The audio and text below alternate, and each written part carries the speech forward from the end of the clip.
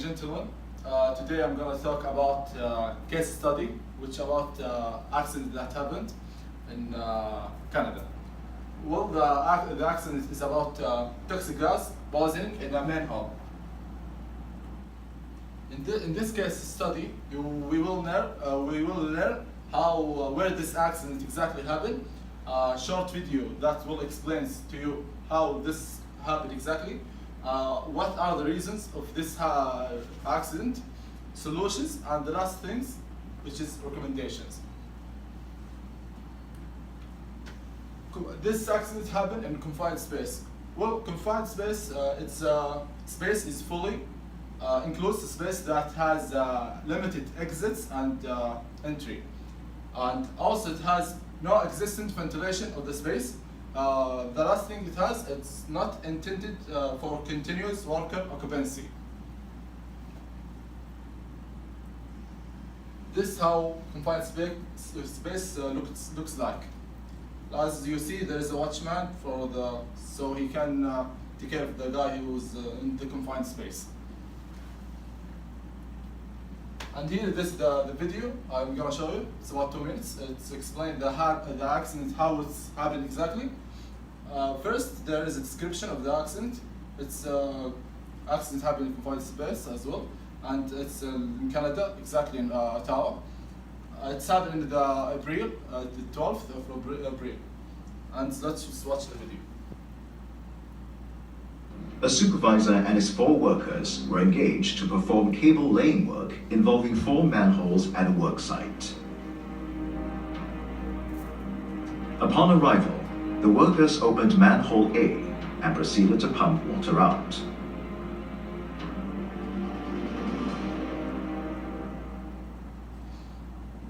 After 1.5 hours, the supervisor instructed worker 1 and 2 to open manhole B, which was 20 meters away.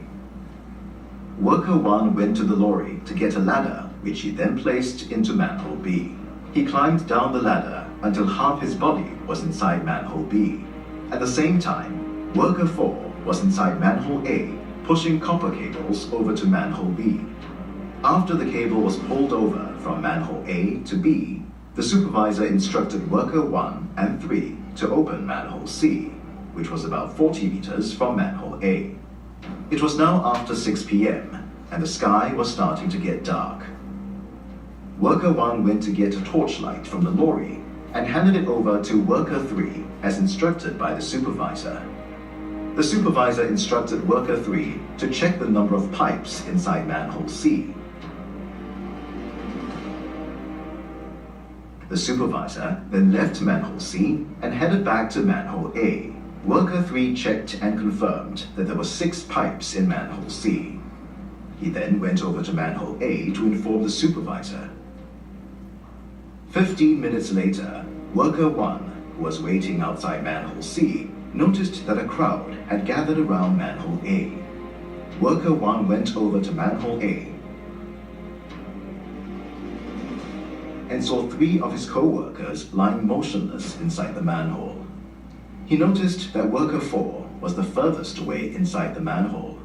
The supervisor was found lying on top of worker 3. A simple cable laying job resulted in the loss of 3 lives.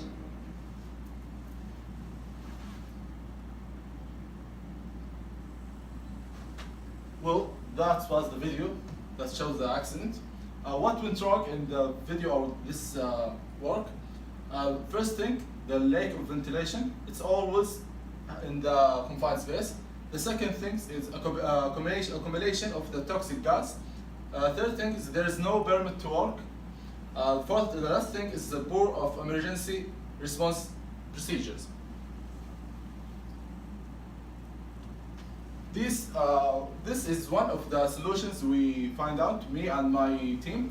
It's permit to work. Well, permit to work is a document that's allowed the workers to work inside wherever, like confined space or any work. It has 3 types, such as hot, cold work, and confined space. But always confined space is about 1 shift, which is 8 hours.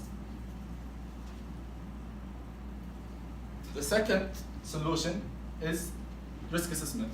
Risk assessment is about 5 steps Identify the hazard. Identify the hazard, it's mean to walk around the workplace and check if there is any hazard or to find out if there is any risk. The second thing is analyze the risk. Analyze the risk is that you know who might be get harmed, such as visitors, cleaners, or contractors. Also, trainees and young people might be at risk also. The third thing is evaluate the risk, to know how much is it risk, is high risk, medium risk, or low risk, to know how to deal with it. Is it medium risk or high risk? The fourth thing is treat the risk. After you evaluate the risk, so you know how to deal with it, to find a solution, to, for example, cover it or do a barrier about the area which is at risk. The last thing is monitor the risk, to review the risk assessment up to date, to know if it's effective or not, or if it has any changes you need to do. Also, this is one of the solutions. It's a mechanical ventilation. As we see, here's the mechanical ventilation. It's to follow these guidelines for ventilating confined space. Being ventilation in time ensure that the space is safe before enter. Test the atmosphere before entry to confirm that the space is safe.